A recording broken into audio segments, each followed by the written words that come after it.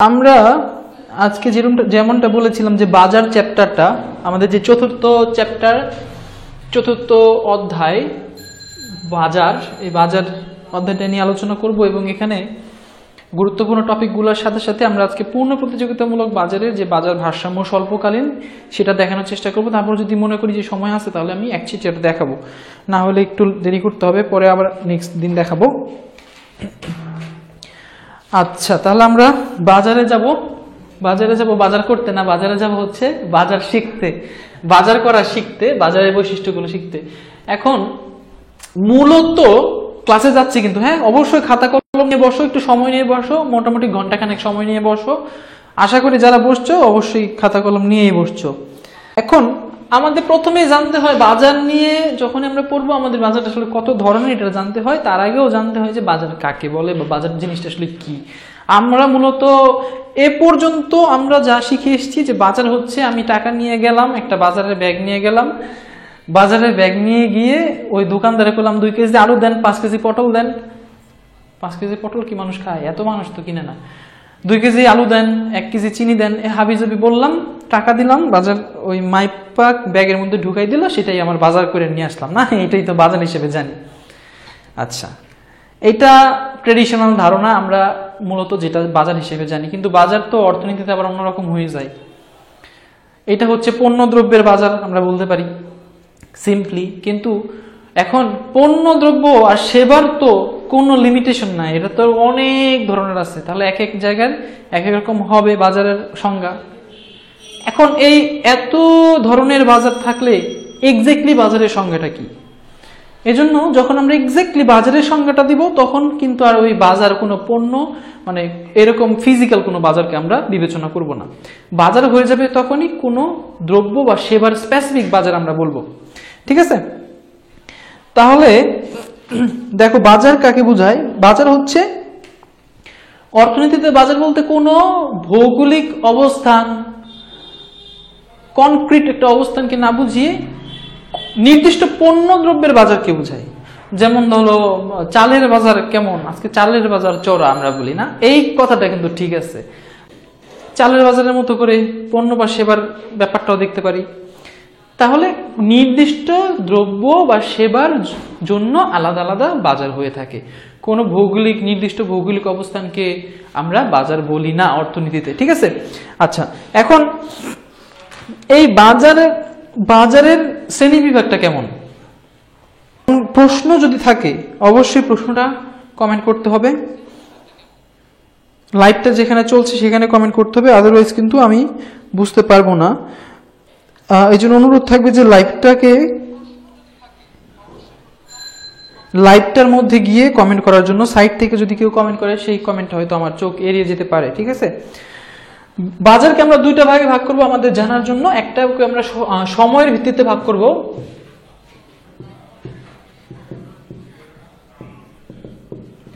সময়ের ভিত্তিতে বাজার অনেক ধরনের হতে পারে। ঠিক আছে, যেমন ধরো স্বল্পকালীন বাজার হইতে পারে, দীর্ঘকালীন বাজার হইতে পারে, আবার স্বল্পকালের মধ্যে অতি স্বল্পকালীন হইতে পারে, তারপরে হচ্ছে অতি দীর্ঘকালীন হইতে পারে। এটাকে বলতেছে সময়ের ভিত্তিতে। তারপর আবার একটা হচ্ছে লোকেশন ওয়াইজ,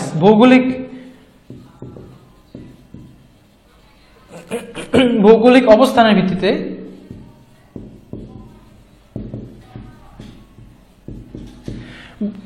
ভৌগোলিক অবস্থানের ভিত্তিতে বাজার কেমন হয়, যেমন ধরো বাংলাদেশের বাজার, আবার বলতেছে সারা বিশ্ব বাজার ব্যবস্থা। এখানে স্থানীয় বাজার হইতে পারে, জাতীয় বাজার হইতে পারে, ন্যাশনাল মার্কেট হইতে পারে, ইন্টারন্যাশনাল মার্কেট হইতে পারে। এগুলো আবার কিসের মধ্যে যাচ্ছে? ভৌগোলিক অবস্থানের ভিত্তিতে বাজারে চলে যাচ্ছে। আর সবচেয়ে ইম্পর্টেন্ট যেটা আমরা পরবর্তীতে কন্টিনিউ করব সেটাকে বলে প্রতিযোগিতার ভিত্তিতে বাজার। ঠিক আছে, এই প্রতিযোগিতার ভিত্তিতে বাজারটাই আমরা পরবর্তীতে আরো ফার্দার আলোচনার মধ্যে যাব। এটাকে আমরা বলতেছি প্রতিযোগিতার ভিত্তিতে বাজার।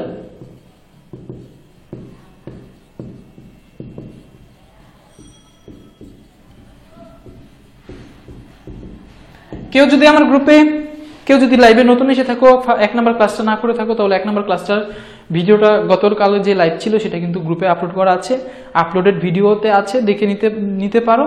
আর যদি কেউ নতুন হয়ে থাকো অবশ্যই কমেন্টে জানিও যে আমি নতুন আছি, আমি আজকে প্রথম ক্লাস করতেছি। 21 ব্যাচ হও 22 ব্যাচ হও, উভয়ের জন্য কিন্তু এই লেকচারটা অনেক বেশি ইম্পর্টেন্ট। হ্যাঁ, কেউ কিন্তু মিস করতে পারবে না, আমি গ্যারান্টি দিয়ে বলতে পারি 21 ব্যাচেও আসবে 22 ব্যাচেও আসবে। ঠিক আছে, সো এখানে হেজিটেশন ফিল করার কিছু নেই, আমরা একদম ক্লাসের মধ্যে। ঠিক আছে, হ্যাঁ, অনেকেই একজনের সাথে আরেকজনের হয়তো পরিচয় নাও থাকতে পারে, কিন্তু তারপরেও আমার সাথে তো পরিচয় আছে, আমার জন্যই তো ক্লাস করতে আসছো, অবশ্যই আমাকে কোনো প্রশ্ন করতে হেজিটেশন রেখো না। কলেজের টিচারের কাছেও যদি হেজিটেশন ফিল করো, প্রশ্ন করবো না, আমার কাছেও যদি করো, তাহলে শিখবা কার কাছে গিয়ে বলো? সো অনুরোধ থাকছে অবশ্যই কমেন্ট করতে, প্রশ্ন থাকলে প্রশ্ন করতে। রবিন হুসেন, গোয়ান ভাইয়া, ঋতিকা রিহা, আসসালামু আলাইকুম ভাইয়া। ওয়ালাইকুম আসসালাম। আচ্ছা, আমরা আবার আলোচনায় চলে যাই। প্রতিযোগিতার ভিত্তিতে বাজার, এটাকে বলছিলাম ভেরি ভেরি ইম্পর্টেন্ট। এটাকে আমরা দুই ভাগে ভাগ করব। একটা হচ্ছে পূর্ণ প্রতিযোগিতামূলক বাজার, আরেকটা হচ্ছে অপূর্ণ প্রতিযোগিতামূলক বাজার। বুঝতে পারছো? একটা প্রতিযোগিতার ভিত্তিতে বাজারকে আমরা দুইটা ভাগে ভাগ করছি, একটা হচ্ছে পূর্ণ প্রতিযোগিতামূলক বাজার, একটা হচ্ছে অপূর্ণ প্রতিযোগিতামূলক বাজার। এখন কথা হচ্ছে যে পূর্ণ প্রতিযোগিতামূলক বাজারটা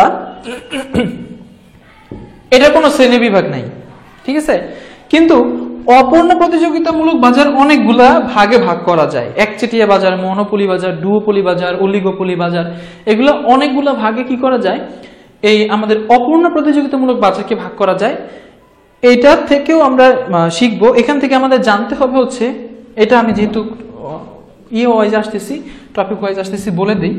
অপূর্ণ প্রতিযোগিতামূলক বাজারে সবচেয়ে বেশি ইম্পর্টেন্ট হচ্ছে একচেটিয়া বাজার।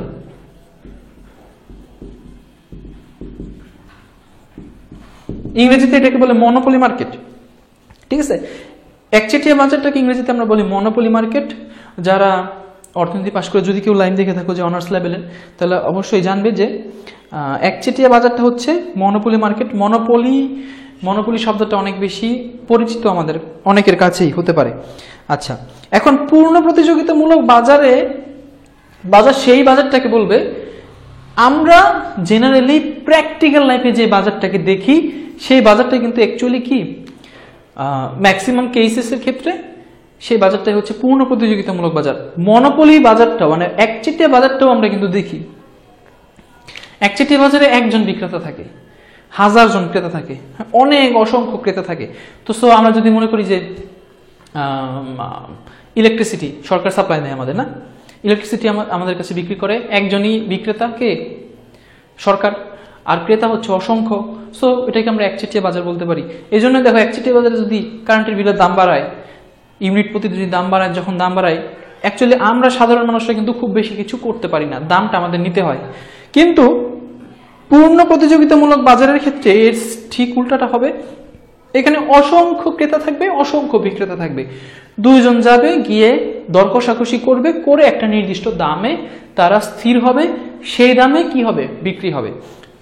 সাপোজ এটা মুছে দিই, হ্যাঁ, এটা মুছে দিতেছি। ধরো তুমি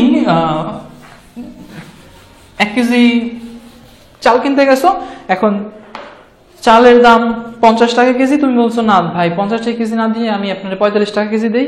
দোকানদার মানে না, দুজনে মিলে অনেকক্ষণ বার্গেনিং করছো, করার পরে কি হয়েছে, দাম ঠিক হয়েছে, দেন আপনি 2 টাকা কম দেন, 48 টাকা কেজি দেন। ঠিক আছে, তখন তুমি কি করছো, ঠিক আছে 1 কেজি চাল দেন আমারে। দেখো 50 টাকা চাইছে, দুজন দর কষাকষি করছো, 2 টাকা কমাইছো, 48 টাকা দাম ফিক্স হয়েছে। এই 48 টাকায় বিক্রেতা বিক্রি করছে, তুমি ক্রয় করছো, ঠিক না? তাহলে এই বাজারটাকে আমরা বলছি কি, পূর্ণ প্রতিযোগিতামূলক বাজার। এখন এই পূর্ণ প্রতিযোগিতামূলক বাজারে কয়েকটা বৈশিষ্ট্য আছে, খাতার মধ্যে নোট ডাউন করবে যদি বইয়ের মধ্যে সেভাবে লেখা না থাকে। একটা হচ্ছে অসংখ্য ক্রেতা বিক্রেতা থাকবে, এটা বললাম, এটা একটা বৈশিষ্ট্য। অসংখ্য ক্রেতা থাকবে, অসংখ্য বিক্রেতা থাকবে। এজন্য ক্রেতা চাইলেই ইচ্ছা মতো দাম দিয়ে জিনিস কিনতে পারবে না, আবার বিক্রেতা চাইলেও ইচ্ছা মতো দামে জিনিস বিক্রি করতে পারবে না।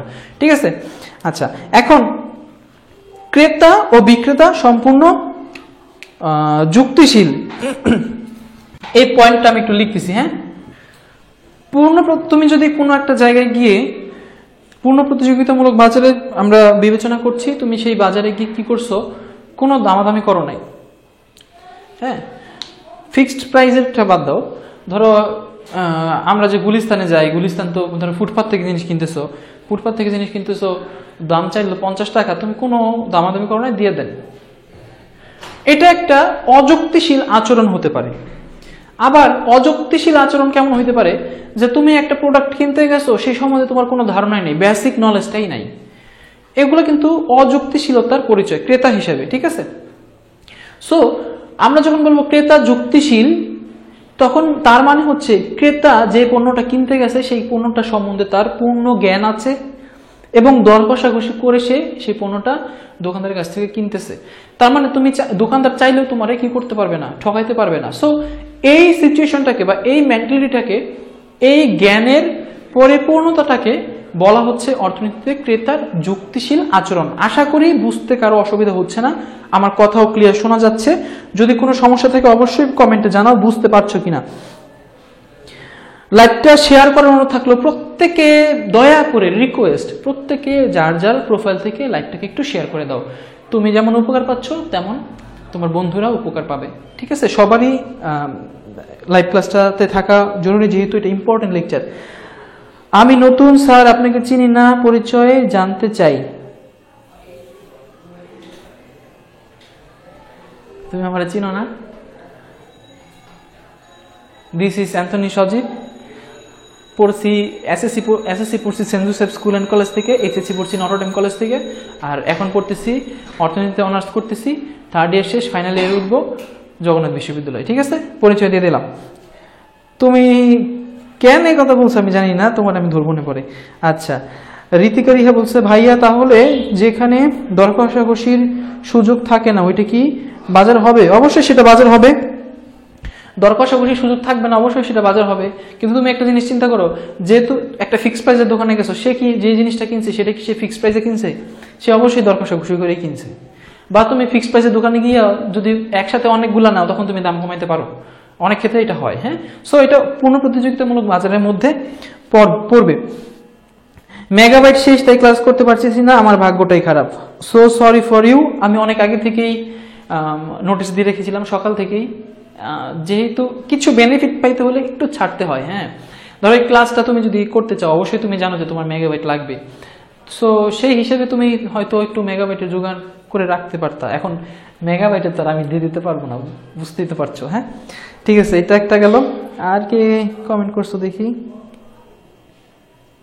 ওকে, তাহলে আমরা আবার লেকচারে যাব। দাম স্থির, ভেরি ভেরি ইম্পর্টেন্ট পয়েন্ট, যে দাম স্থির থাকে। পূর্ণ প্রতিযোগিতামূলক বাজারে দেখো তুমি কি করছো, দর কষাকষি করছো, করে একটা দামে আসছো, এই দামটা কিন্তু স্থির থাকছে। এই দামটা একটা স্থির দামে আসার পরে কিন্তু ক্রয় বিক্রয় হচ্ছে।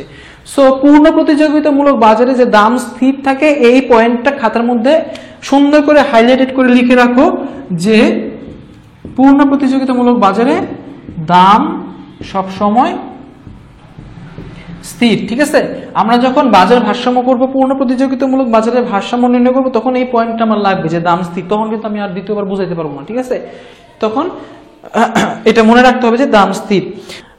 পরিবহন ব্যয় শূন্য ধরবো আমরা যখন। একটা জিনিস চিন্তা করো, দাম স্থির আমরা বললাম যে কি পূর্ণ প্রতিযোগিতামূলক বাজারে দাম সবসময় স্থির থাকবে।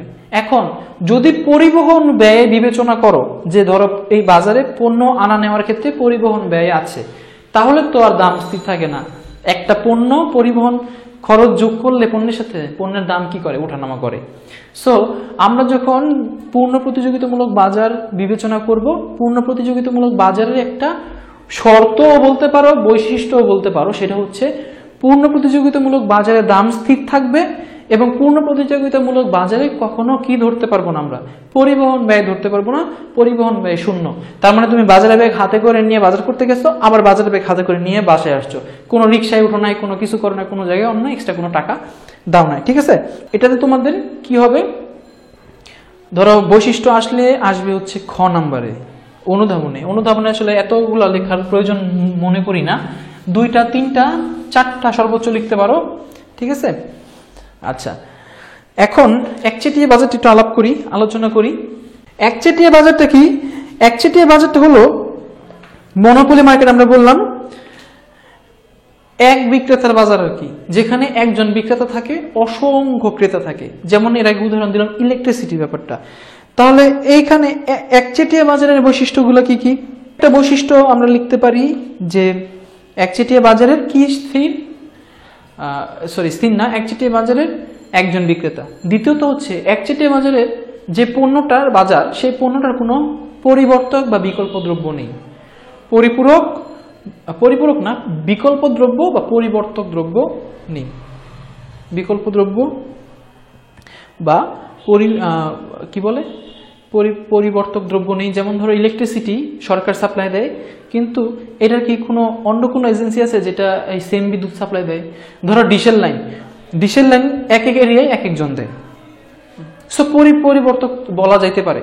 কিন্তু ইলেকট্রিসিটিটা কি সরকার দেয়, বাংলাদেশ সরকার দেয়, অন্য কোনো সরকার কি আবার দিতেছে যে আমি আপনারটা না নিয়ে ওই আওয়ামী লীগ সরকারটা না নিয়ে বিএনপি সরকারটা নিব? এরকম কিন্তু কোনো পরিবর্তক দ্রব্য বিদ্যমান থাকবে না, ঠিক আছে? আচ্ছা,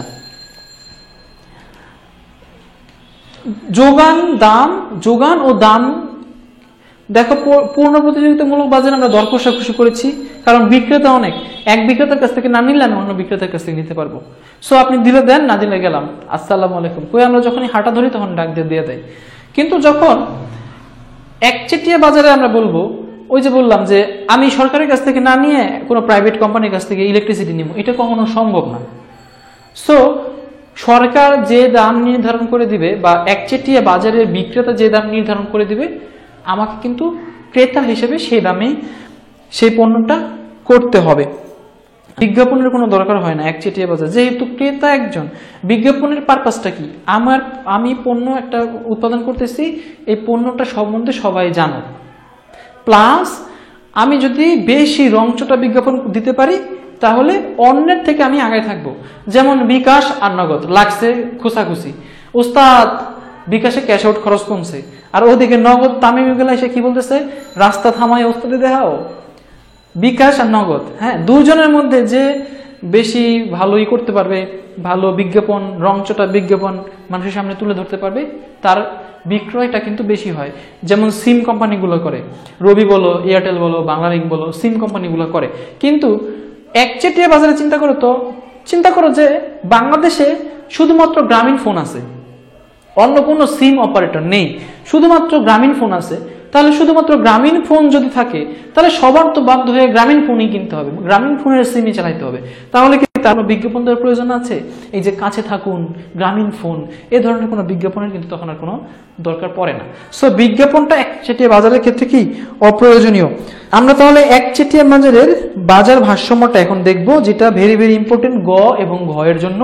তার আগে আমাদের জানতে হবে ফার্ম কি এবং শিল্প কি। এক হচ্ছে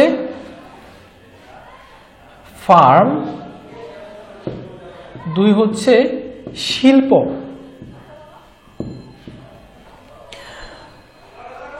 দুইটাই কিন্তু অনেক কমন, আমরা সবাই অনেক শুনছি না, একটা ফার্ম ফার্ম ফার্ম অনেক শুনছি।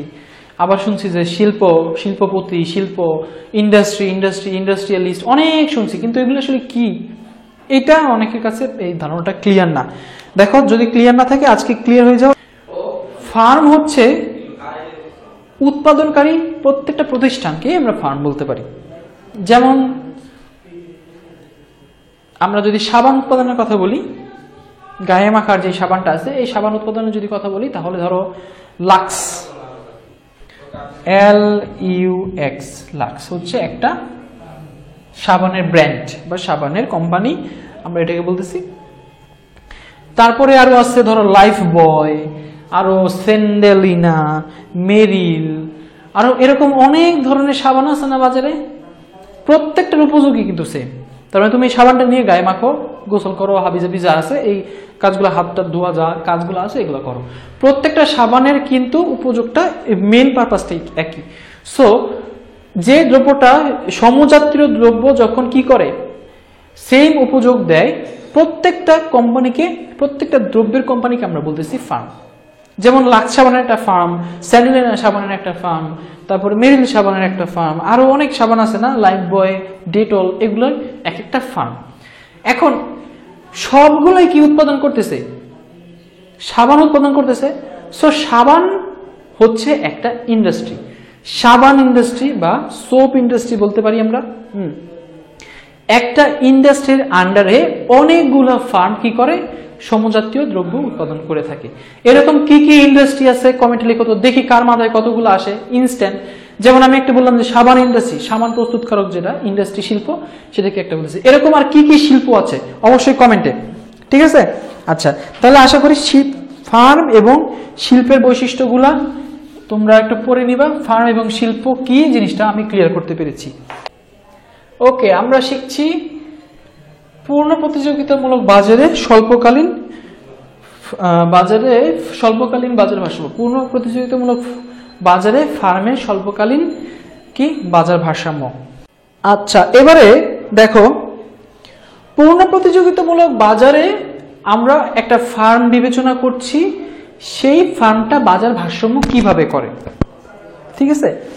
এটা আমরা শিখব।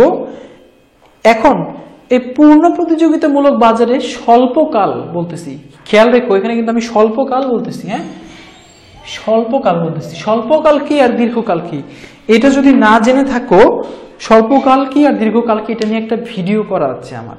এই ভিডিওটা খুব সুন্দর করে আমি করেছিলাম, অনেক ডেডিকেশন নিয়ে আমি প্রত্যেকটা ভিডিও করি। হ্যাঁ, সবাই একটু ভিডিওগুলো দেখতে পারো।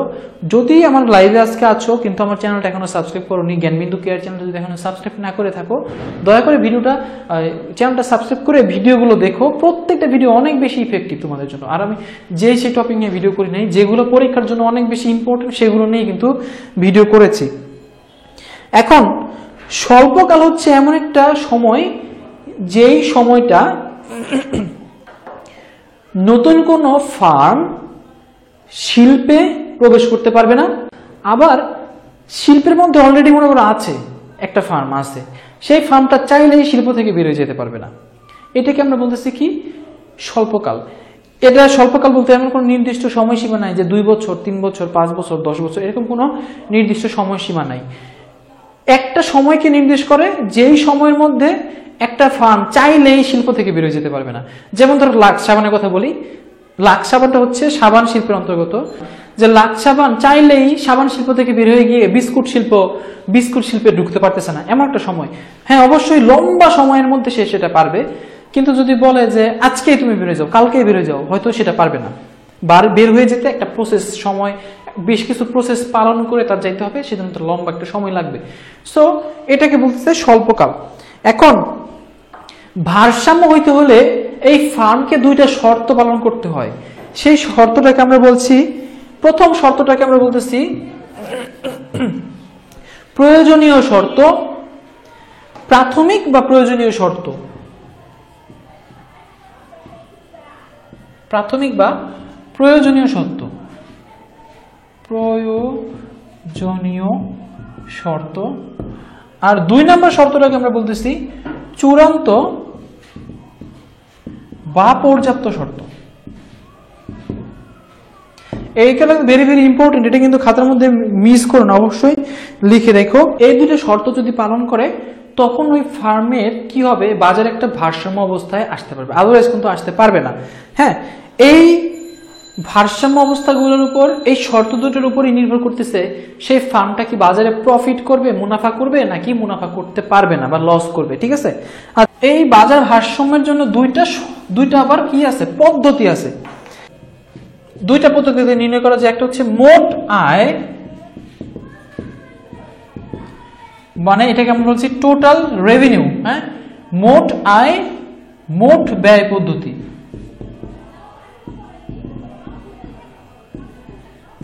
এটা হচ্ছে মোট ব্যয় মানে কি, টোটাল কস্ট, টিসি। মোট আয় মোট ব্যয় পদ্ধতি। আরটা হচ্ছে প্রান্তিক আয় প্রান্তিক ব্যয় পদ্ধতি। ঠিক আছে? 2 নম্বর হচ্ছে প্রান্তিক আয়, এটাকে বলছি মার্জিনাল রেভিনিউ। প্রান্তিক ব্যয় পদ্ধতি, এটাকে বলছি মার্জিনাল কস্ট। 2টা পদ্ধতিতে আমাদের কি করতে হয়, বাজার ভারসাম্য নির্ণয় করতে হয়। একটা হচ্ছে মোট আয় মোট ব্যয় পদ্ধতি, টিআর টিসি পদ্ধতি, আর একটা হচ্ছে এমআর এমসি পদ্ধতি, প্রান্তিক আয় প্রান্তিক ব্যয় পদ্ধতি। আমরা এখন ডাইরেক্ট কোথায় চলে যাব? চিত্রে চলে যাব। চিত্রে যাওয়ার আগে আমাকে অনেকেই প্রশ্নটা করো যে আমরা ধরো স্বল্পকালীন পূর্ণ প্রতিযোগিতামূলক বাজারে স্বল্পকালীন মোট আয় রেখা, দাম রেখা, এটাকে কি করি? এরকম ফিক্সড ধরি, ঠিক আছে? ধরো এটা কোয়ান্টিটি, এটা 0, এটা হচ্ছে price, total revenue, total average revenue, আর হচ্ছে total revenue. T R A R, price, total revenue, average revenue, ঠিক আছে? আচ্ছা, এখন অনেকেই আমাদের জিজ্ঞেস করো, বা এর আগেও আমি কমেন্ট পেয়েছি যে এই যে পূর্ণ প্রতিযোগিতামূলক বাজারে আমি এই যে রেখাটা আঁকাইলাম, এটা হচ্ছে প্রাইস ইকুয়াল টু এম, আর হচ্ছে এভারেজ রেভিনিউ। এই price is equal to price সমান এম আর সমান এ আর, মানে প্রাইসের সমান হচ্ছে মার্জিনাল প্রান্তিক আয় সমান গড় আয়। এইটা ফিক্সড কেন, এরকম সমান কেন? আচ্ছা, প্রথমে আমি যখন করছিলাম তখন বলছিলাম যে অবশ্যই মনে রাখো যে পূর্ণ প্রতিযোগিতামূলক বাজারে কি থাকে? দামটা ফিক্সড থাকে, দর কষাকষি করে একটা নির্দিষ্ট দাম আসে, সেই দামে পণ্য ক্রয় বিক্রয় হয়, তার মানে দামটা ফিক্সড। এখন তুমি একটু চিন্তা করো তো যে এ পাশে লিখি, ধরো আমার দাম হচ্ছে 5 টাকা, 5 টাকা দাম হচ্ছে সব জায়গায় ফিক্সড না, 5 টাকা 5 টাকা। এখন তুমি আয় করতেছো মোট আয়, মানে হচ্ছে টোটাল রেভিনিউ, ঠিক আছে? প্রথম ইউনিট বিক্রি করে তুমি আয় করছো কত টাকা? 10 টাকা সাপোজ। দ্বিতীয় ইউনিট বিক্রি করে 10 আর কত, প্রথম ইউনিট বিক্রি করলে তোমার কত হইতেছে? 10 টাকা আয় হইতেছে। তাহলে দ্বিতীয় ইউনিটের দাম কত? যেজন প্রেমের ভাব জানে না, তার শানে আইলে না দেনা, খাঁটি সোনা সারিয়া যে নেয় নকল সোনা, সেজন সোনা চেনে না। আপনার কণ্ঠ খুব ভালো দাদা, থ্যাংক ইউ ভেরি মাচ। আচ্ছা, আমি আগে দেখাইনি যে এই রেখাটা কেন ভূমি অক্ষের সমান্তরাল হচ্ছে, ঠিক আছে? এটা একটু পরে আঁকাইতেছি, আগামী একটু দেখাইনি কেন ফিক্সড হচ্ছে। ধরো বিক্রয়ের পরিমাণ, আমি কোয়ান্টিটি ধরতেছি, বিক্রয়ের পরিমাণ, দাম হচ্ছে, এটা হচ্ছে প্রাইস, আর আমার আয় হচ্ছে মোট আয় বা টোটাল রেভিনিউটা আমি এখানে দেখাচ্ছি, ঠিক আছে? এখানে আমি এভারেজ রেভিনিউ গড় আয়টা দেখাচ্ছি, আর এখানে আমি মার্জিনাল রেভিনিউ বা প্রান্তিক আয়টা দেখাচ্ছি, ঠিক আছে? আচ্ছা, এখন দেখো একটা জিনিস খেয়াল করো, আমি 1 একক বিক্রি করলাম, 2 একক বিক্রি করলাম, 3 একক বিক্রি করলাম, 3টা দিয়ে দেখাই। আর আমার দাম সবগুলোর ক্ষেত্রে 5 টাকা, সবগুলো আমি 5 টাকা দিয়ে বিক্রি করছি। তুমি 1 কেজি চিনি নিচ্ছো ধরো 5 টাকা দিয়ে, বা একটা চকলেট কিনছো 5 টাকা দিয়ে, 2টা চকলেট কিনা সে 2টার দামও কি মানে ওই 5 টাকা করেই পাইতেছো। হ্যাঁ, দামটা ফিক্সড আছে, যতগুলাই কেন কিনো না কেন তুমি, দামটা কিন্তু ফিক্সড আছে। এখন এটা 2 দিয়ে দিলে কি ঠিক হবে? আচ্ছা, এখন টোটাল রেভিনিউটা কি? 1 একক যখন বিক্রি করছো তুমি, 5 থেকে তোমার মোট আয় কত হয়েছে? 5 টাকা হয়েছে, 5 থেকে 5। যখন তুমি 2টা বিক্রি করছো কত টাকা? তোমার টোটাল আয় কত হয়েছে? 10 টাকা হয়েছে, 5 দুগুণে 10। তুমি 3টা বিক্রি করছো কত হয়েছে? 15 টাকা হয়েছে, 3 5 15 টাকা হয়েছে। আচ্ছা, এখন এভারেজ রেভিনিউটা কি? আমি যত টাকা বিক্রি করছি আর যতগুলো বিক্রি করছি ভাগ করলেই কিন্তু আমি এভারেজ রেভিনিউটা পাই, মানে গড়টা পাই, ঠিক না? ধরো আমি আমার মোট আয় কত? 5 টাকা, কয়টা বিক্রি করছি? একটা বিক্রি করছি, তাহলে 5 রে 1 দিয়ে ভাগ করা কত হবে? 5 হবে না? এখন দেখো আমার মোট আয় কত? 10 টাকা, কয়টা বিক্রি করে? 2টা বিক্রি করে, তাহলে 10 টা 2 দিয়ে ভাগ করো কত হবে? 5 হবে? 5 হচ্ছে। আমার দেখো আমার টোটাল রেভিনিউ কত? মোট আয় কত? 15 টাকা, কয়টা বিক্রি করছি? 3টা বিক্রি করছি, 15 ভাগ করো 3 দিয়ে কত হবে? 5 হবে। আচ্ছা, এখন প্রান্তিকটা বের করো। আমি প্রান্তিকটা মানে কি? প্রত্যেক এডিশনাল বিক্রিতে আমার যেটা থাকতেছে সেটাই হচ্ছে প্রান্তিক, না? এখন দেখো 2 ইউনিট থেকে 1 বাদ দাও, আমি প্রান্তিক কিন্তু বের করা শিখিয়েছি অনেক সুন্দর করে, এখন আর এলাবোরেটলি ব্যাখ্যা করব না। 10 থেকে 5 বাদ দাও, কত থাকতেছে? 5। প্রথম এককের ক্ষেত্রে সেম থাকতেছে। 15 থেকে 10 বাদ দাও, কত থাকতেছে? 5। প্রত্যেকটা ক্ষেত্রে কি থাকতেছে? সেম থাকতেছে, দেখছো? আচ্ছা, এখন যদি আমি এখানে একটা রেখা আঁকাই, ধরো এটা হচ্ছে দাম, এটা হচ্ছে কোয়ান্টিটি, ঠিক আছে? এটা ধরো 5 টাকা, ঠিক আছে? যখন আমি এটা মুছে দিই আরো বুঝতে সুবিধা হবে, 1 ইউনিট, 2 ইউনিট, 3 ইউনিট, 4 ইউনিট, ধরো আমি কি করতেছি? এভারেজ রেভিনিউ এর রেখাটা আঁকাবো, ঠিক আছে? এখানে এ আর লিখি, মার্জিনাল রেভিনিউটাও লিখি। খেয়াল করো, যখন আমি 1 ইউনিট বিক্রি করলাম তখন আমার এভারেজ রেভিনিউ কত? 5 টাকা। 1 ইউনিট, 2 ইউনিট, 3 ইউনিট, 4 ইউনিট। যখন আমি 1 ইউনিট বিক্রি করলাম তখন আমার এভারেজ রেভিনিউ কত? 5 টাকা। যখন আমি 2 ইউনিট বিক্রি করলাম, এভারেজ রেভিনিউ কত? 5 টাকা। যখন 3 ইউনিট বিক্রি করলাম, এখানে এভারেজ রেভিনিউ কত? 5 টাকা। দেখো 5 টাকা কিন্তু আমার দামও আবার এভারেজ রেভিনিউ, ঠিক আছে? রেখাটা কেমন হয়েছে? ভূমি অক্ষের সমান্তরাল হয়েছে না? সো পূর্ণ প্রতিযোগিতামূলক বাজারে দামের সমান হয় মার্জিনাল রেভিনিউ সমান হয় এভারেজ রেভিনিউ। এজন্য 3টা রেখাই কিন্তু এখানে আছে, একসাথে আছে, এজন্য একটা সিঙ্গেল লাইন হয়ে গেছে। আশা করি বুঝতে কারো অসুবিধা হয় নাই। একটু যদি কারো বুঝতে অসুবিধা হয়, প্রশ্ন থাকে, একটু কমেন্টে জানাই দাও। তাহলে আমরা এই পর্যন্ত শিখলাম যে পূর্ণ প্রতিযোগিতামূলক বাজারে দামের সমান হয় হচ্ছে এ আর রেখা এবং এম আর রেখা। প্রত্যেকটা ক্ষেত্রে quantity P is equal to M R is equal to A R, এগুলো কিন্তু ভুলবা না, ঠিক আছে? Quantity P is equal to M R is equal to A R, quantity P is equal to A R is equal to M R, ঠিক আছে? Fine. এখন দেখো আমাদের শর্ত দুটো মনে রাখো, M R is equal to M C, আরটা হচ্ছে T R is equal to TC. মোট ব্যয় সমান হচ্ছে মোট আয়, আর হচ্ছে প্রান্তিক আয় সমান হচ্ছে প্রান্তিক ব্যয়। প্রয়োজনীয় শর্তের ক্ষেত্রে আমি একটু লিখি, হ্যাঁ, লিখলে সুবিধা হবে। এখানে লিখি, আশা করি দেখা যায়।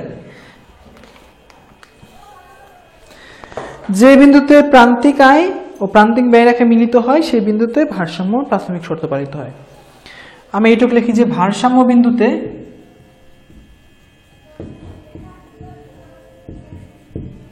কি হবে? M R is equal to M C হবে, ঠিক আছে? ভারসাম্য বিন্দুতে M R is equal to M C হবে। আচ্ছা, এখন আমি দেখো এম আর রেখাটা পাবো যদি আমি ধরো দাম ধরি, এখানে এটা হচ্ছে আমাদের M R is equal to A R সমান পি। তাহলে এম আর রেখাটা আমার ভূমি অক্ষের সমান্তরাল, ঠিক আছে? আচ্ছা, এখন বলতেছে যে এই এম আর রেখার সমান হবে কি? এম সি রেখা। তাহলে সেটা হবে কি হবে? ভারসাম্য বিন্দুতে প্রথম শর্তটা পালন হবে। প্রথম শর্তটা পালন কি হবে? ভারসাম্য বিন্দুতে M R is equal to M C হবে। আচ্ছা, এটা হচ্ছে আমাদের প্রাথমিক শর্ত ছিল। আর দ্বিতীয় শর্ত হচ্ছে আমাদের এম আর রেখা, সরি এম সি রেখা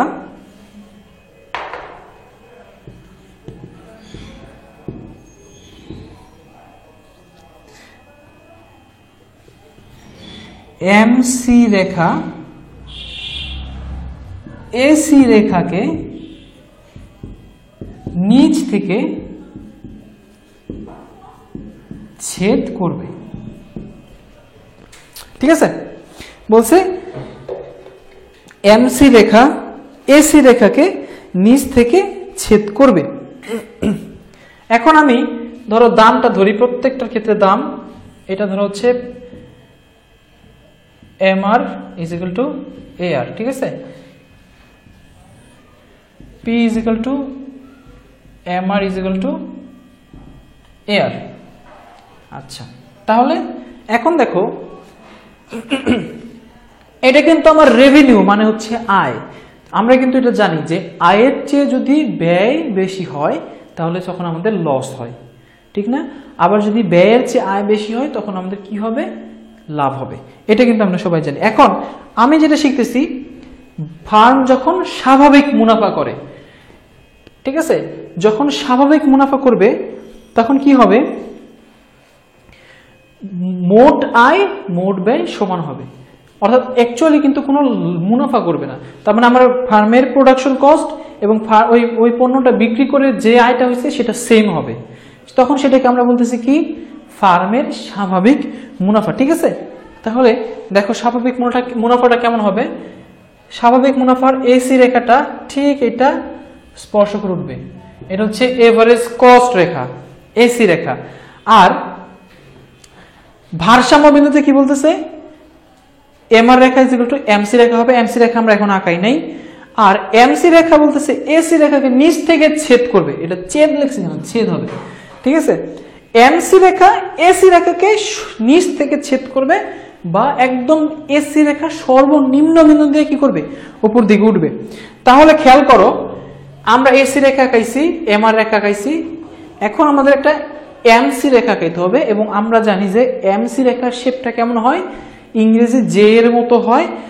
এবং আমাদের 2 নম্বর শর্ত বলতেছে যে এমসি রেখা কি করবে? এসি রেখাকে নিচ থেকে ছেদ করে উঠবে। তাহলে এমসি রেখাটা এরকম হবে, দেখো খেয়াল করো, এমসি রেখা, ঠিক আছে? দেখো প্রথম শর্ত, এমআর রেখা সমান এমসি রেখা হবে। কোথায় হয়েছে?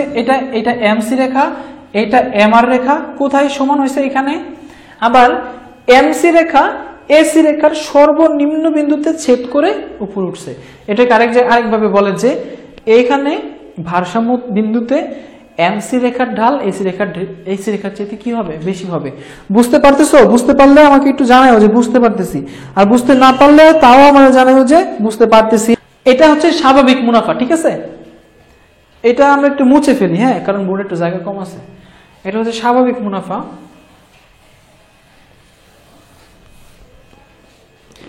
এটা হচ্ছে স্বাভাবিক মুনাফা।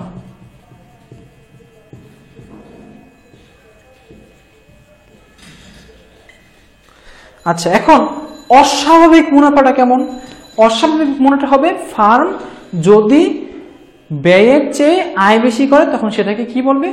অস্বাভাবিক মুনাফা বলবে। ব্যয়ের চেয়ে আয় বেশি করলে মানে বুঝতেছো, এই এমআর এমসি রেখার নিচ দিয়ে কি হবে? এসি রেখা যাবে। তাহলে আমরা সেটাকে এইভাবে আঁকাইতে পারি। এটা ধরো এসি রেখা, ঠিক আছে? এসি রেখা। আর যেহেতু এমসি রেখার কি করে? এমসি রেখা এসি রেখার সর্বনিম্ন বিন্দু দিয়ে ছেদ করে উপরে ওঠে।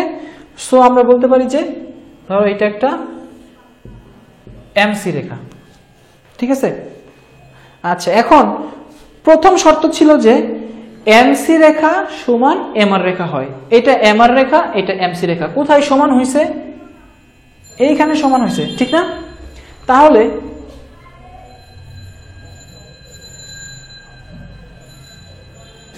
ধরো এটা একটা কোয়ান্টিটি, স্টার দিয়ে দিলাম, ঠিক আছে? যেহেতু কোয়ান্টিটির পরিমাণ আমরা দেই নাই, এখানেও এটা ধরো এটা 20, এটা ধরো 20 একক, এটাও ধরো 20 একক, ঠিক আছে? এটাও ধরো 20 একক, ওকে? আচ্ছা, এখন তাহলে এটা যা আঁকাইলাম দুইটা শর্ত কি পালন করছে? প্রথম শর্ত হচ্ছে এমসি রেখা এমআর রেখা সমান হবে। সমান হয়েছে কই? এই যে এই বিন্দুতে, ঠিক আছে? আর দ্বিতীয় শর্ত ছিল এসি রেখার সর্বনিম্ন বিন্দু দিয়ে এমসি রেখা যাবে। এসি রেখার সর্বনিম্ন বিন্দু হচ্ছে এটা দিয়ে গেছে এমসি রেখা, ঠিক আছে? এখন তাহলে আমি এই চিত্রটা দেখে কেমনে বুঝবো যে এখানে এটা কি স্বাভাবিক মুনাফা নাকি এটা অস্বাভাবিক মুনাফা? তখন তুমি দেখো এই এমসি রেখাটা এসি রেখার এ পর্যন্ত দিছে না?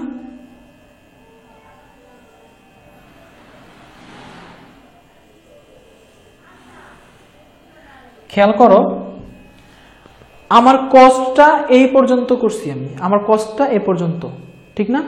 আর আমার রেভিনিউ কোথায়? এইখানে। তার মানে এই যে এই অংশটা,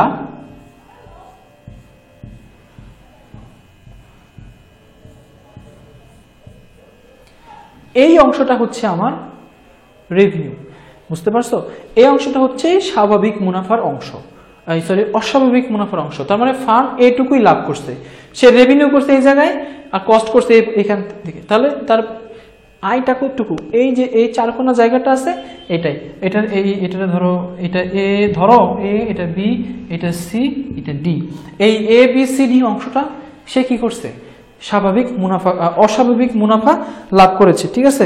এখন দেখো আমরা সেই ফার্মটাকে আঁকাবো যে ফার্মটা কি করতেছে? বাজারে লস করতেছে বা মুনাফা করতে পারছে না।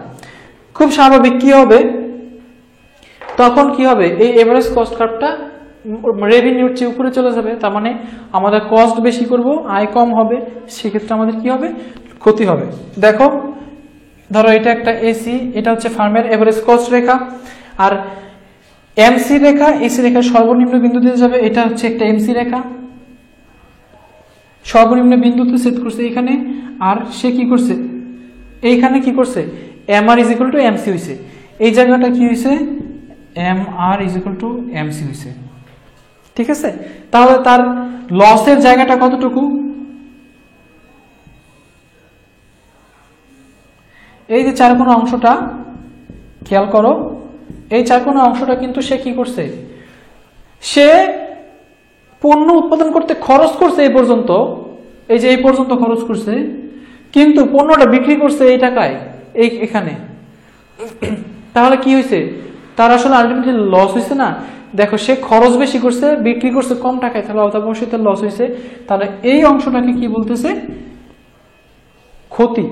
মানে ফার্মের স্বল্পকালীন যে ক্ষতিটা হচ্ছে সেটা হচ্ছে ক্ষতি, ঠিক আছে?